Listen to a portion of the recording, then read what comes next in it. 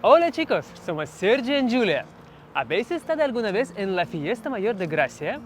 Comenzará el 15 de agosto, pero si queréis saber más sobre la historia de esta fiesta, os esperamos el viernes en la clase de inmersión.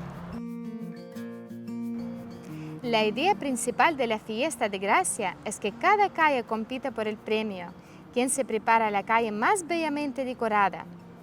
Cada calle se prepara con mucho entusiasmo. El tema de la decoración se elige de forma independiente y puede ser cualquier cosa.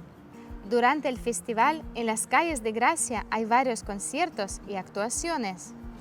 Este viernes pasearemos por las calles de Gracia y veremos las decoraciones preparándose para la fiesta. Y Saúl nos contará la historia del evento. Y después del paseo, la escuela invitará a todos a un vermut, mejor comienzo del día. Entonces, los detalles de la clase de inmersión. Hora de reunión a las 11 para los niveles de A2 a C2. Punto de encuentro, Escuela de la calle Comtesa de Sabardiel. Preparad vuestras cámaras porque el viernes seguramente haréis muchas fotos de las calles decoradas. Junto con BCN Lip.